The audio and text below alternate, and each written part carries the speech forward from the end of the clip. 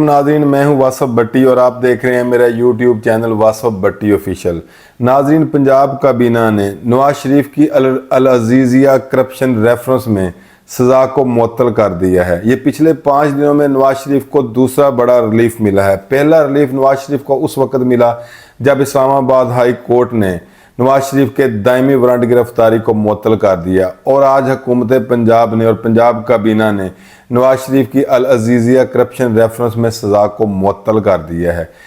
अल Aziziyah reference क्या है? अल Aziziyah reference में नवाज शरीफ को कब और कितनी सज़ा हुई और क्या हुकूमत पंजाब के पास इख्तियार था कि वो नवाज शरीफ की सज़ा को मुअत्तल कर देते? किस कानून, किस सेक्शन और किस प्रोविजन के तहत नवाज शरीफ की सज़ा को मुअत्तल किया गया है और वो कौन सी रिक्वायरमेंट थी जो मुअत्तली सज़ा से पहले ज़रूरी थी? और आखिर में ये कि क्या नवाज शरीफ की सज़ा को मुअत्तल करते हुए पंजाब काबीना ने कोई नया पंडोरा बक्स तो नहीं खोल दिया, जिसके तहत अब आने वाले दिनों में बहुत ज़्यादा एप्लीकेशन इसी तरह की आने वाली हैं और फिर हुकूमत पंजाब उसको किस तरह निपटाएंगी? इन सारी बातों में आज की वीडियो पे हम जो है वो बात करेंगे। सबसे पहले आपको बताते हैं कि अल अजीज़िया करप्शन केस और अल Aziziyah steel mills corruption reference में नवाज शरीफ को 2018 में 7 साल सज़ा हुई और 1.5 बिलियन पाकिस्तानी रुपीज़ जो हैं उनको जुर्माना हुआ 2018 में। ये स्टील मिल्स करप्शन केस था अल अजीज़िया, उसमें नैब ने इनको सज़ा दी थी और उसके बाद ये इलाज के लिए बरोने मुल्क चले गए थे और उसके बाद जब ये आए हैं तो इन्होंने एप्लीकेशन दी है और आज ही पंजाब काबीना ने इनकी सज़ा को मुअत्तल कर दिया है। अब वो क्या पंजाब हुकूमत के पास ऐसा कोई इख्तियार था कि जिसके तहत वो इस सज़ा को मुअत्तल कर देते? तो सेक्शन 401 है CRPC का, सेक्शन 401 ज़ाब्ता फौजदारी, उसमें जो है वो इस प्रोविजन मौजूद है कि प्रोविंशियल गवर्नमेंट जो है वो किसी भी वक्त किसी भी मुलज़म की जो उसको एप्लीकेशन देता है उसकी सज़ा को मुअत्तल कर सकती है। उसका अवाम की सहूलत के लिए, अवाम की अवेयरनेस के लिए ये सेक्शन जो है वो मैं प्लेनली सिर्फ पढ़ देता हूँ। ये 30 सेकंड का सेक्शन है ताकि इसको पता चल जाए कि सेक्शन में क्या लिखा हुआ है। ये सेक्शन 401 है, power to suspend and remit sentences when any person has been sentenced to punish for an offence the provincial government may at any time without condition और upon any condition which the person sentenced accept suspend the execution of his sentence or remit the whole or any part of the punishment to which he has been sentenced। यानी कि Punjab government किसी भी वक्त किसी भी शख्स को जिसको किसी भी अदालत में सज़ा हुई हो उसकी सज़ा को वो सस्पेंड कर सकती है या रिमिट कर सकती है, उसमें कमी कर सकती है। लेकिन एक चैप्टर इसमें 16 चैप्टर है PPC का जिसमें हर्ट के केसेस होते हैं, 302 के केसेस होते हैं, उसमें इनको इख्तियार नहीं है। बाकी ऑफेंसेस में अगर सज़ा हुई हो तो वो उसको कर सकते हैं। अब इसी सेक्शन 401 CRPC के तहत पंजाब काबीना ने आज मियां मोहम्मद नवाज शरीफ की सज़ा जो है उसको सस्पेंड कर दी है। अब देखना ये है कि क्या इन्होंने उस रिक्वायरमेंट को बिल्कुल पूरा करते हुए ये किया है या कोई ना कोई कमी और खामी छोड़ दी है या किसी ना किसी चीज़ को इन्होंने नज़रअंदाज कर दी है। तो इसी सेक्शन में वो चीज़ लिखी हुई है जो कि ज़रूरी थी, जो सस्पेंड करने से पहले मेरी नज़र में ज़रूरी थी, जो कि इन्होंने बाद में अब CM का ये बयान आ गया है जी कि हमने कोर्ट को रेफ़र कर दिया है। तो वो इसका सब सेक्शन 2 है, इसी 401 सेक्शन का सब सेक्शन 2 है कि when ever an application is made to the provincial government for the suspension और रमिशन of a sentence the provincial government may require the presiding जज ऑफ द कोर्ट बिफोर और by which the conviction was had or confirmed to state his opinion as to whether the application should be granted or refused, together with his reason for such opinion, and also to forward with the statement of such opinion a certified copy of the record of the trial of such record therefore as exist। यानी कि जब इनके पास मियां मोहम्मद नवाज शरीफ की application आई तो उस वक़्त इन्होंने क्या करना था कि जिस जज साहब ने मियां मोहम्मद नवाज शरीफ को اس ریفرنس میں سزا سنائی تھی، یا کوئی بھی جج جو اس کی جگہ پہ اس کا سکسیسر ہے یا جو بھی کورٹ ہے، اس کورٹ کو وہ اپلیکیشن اور اس آرڈر کی کاپی لگا کے ساتھ بھیجتے اور ان کی رائے بھی لیتے کہ آپ کی اوپینین کیا ہے اس پہ، کہ گرانٹ کرنی چاہیے یا ریفیوز کرنی چاہیے، اور وہ ان کی جو اوپینین آتی اور پھر یہ اس کو کنسنسس کے ساتھ اگر سسپینڈ کرتے تو یہ جسٹیفائیڈ تھی۔ لیکن بہرحال یہ انہوں نے کر دیا ہے۔ اب اس کے نیکسٹ سٹیپ کی طرف آتے ہیں کہ کیا اب یہ جو انہوں نے میاں محمد نواز شریف کو ریلیف دیا ہے، اور یہ جو 401 سیکشن ہے CRPC کا، یہ کتنا اپلیکیبل ہے؟ چونکہ آپ سب لوگوں کو پتہ ہے کہ یہ جو کوڈ آف کرمنل پروسیجر ہے یہ 1898 کا بنا ہوا ہے،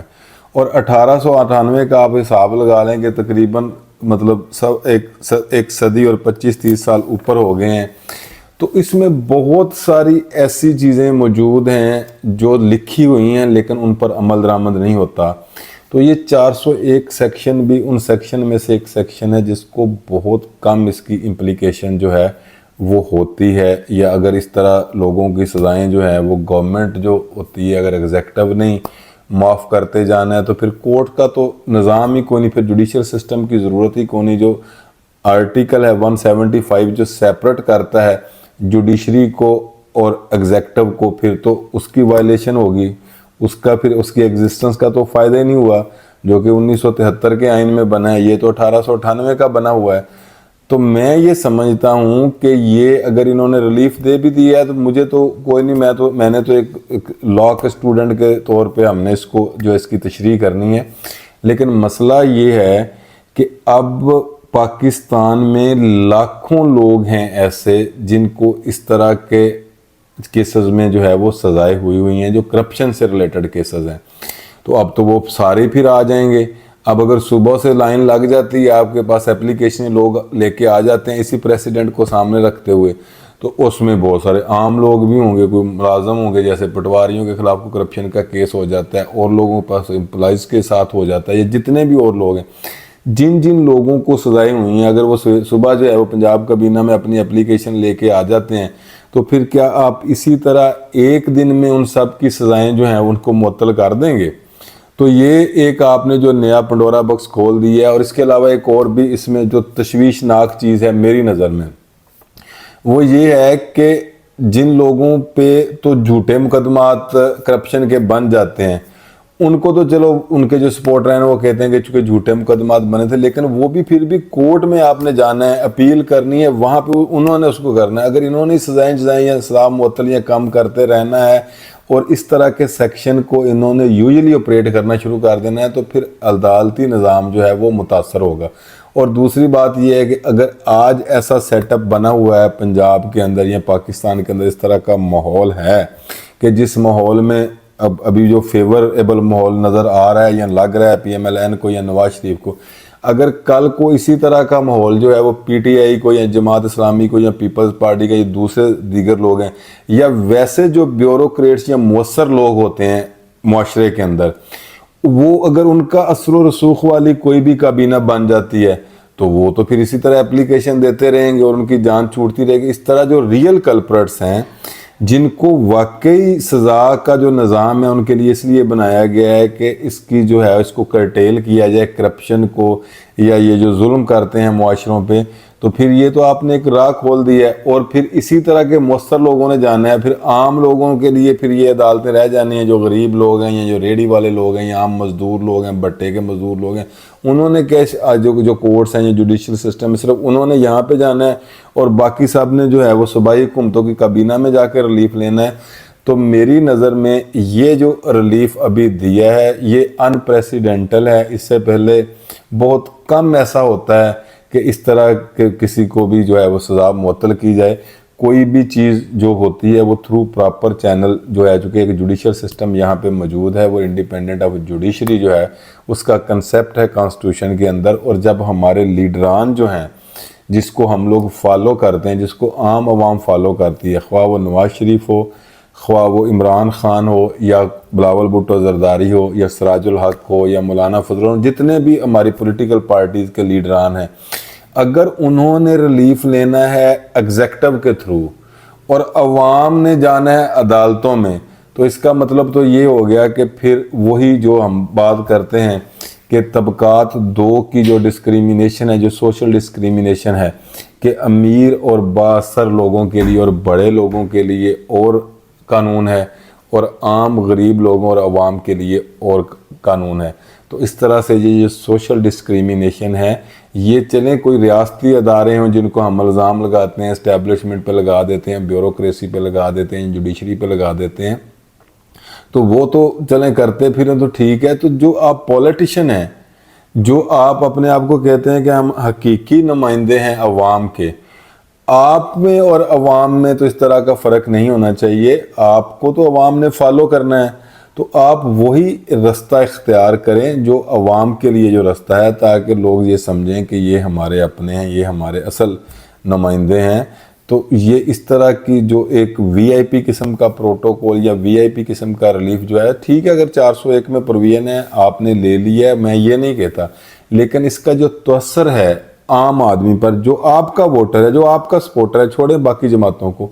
ان پہ، کیونکہ ان کو تو یہ سہولت حاصل نہیں ہے۔ وہ بہت سارے لوگ جو ہیں وہ جیلوں میں پڑے ہوئے ہیں۔ اب جتنے بھی لوگ جیلوں میں پڑے ہوئے ہیں، اگر وہ کل کو اپلیکیشن دے دیتے ہیں تھرو جیل سپریڈنٹ یا وایا ای میل کر دیتے ہیں یا رجسٹری کر دیتے ہیں، ان کو بھیج دیتے ہیں، پنجاب کابینہ کو لیٹر لکھ دیتے ہیں، تو پھر کیا ان سب کی ایک دن میں جو ہے وہ سزا یہ معطل کر دیں گے؟ یہ نہیں کر سکیں گے۔ تو اس لیے میں یہ سمجھتا ہوں کہ اس طرح کی پریسیڈنٹ جو ہیں یہ نہیں ہونی چاہیے۔ اس سے جو طبقاتی تفریق ہے اس میں اضافہ ہوتا ہے، اس میں جو ہے یہ نہ ملک کے لیے بہتر ہے یا نہ عوام کے کانفیڈنس کے لیے بہتر ہے۔ تو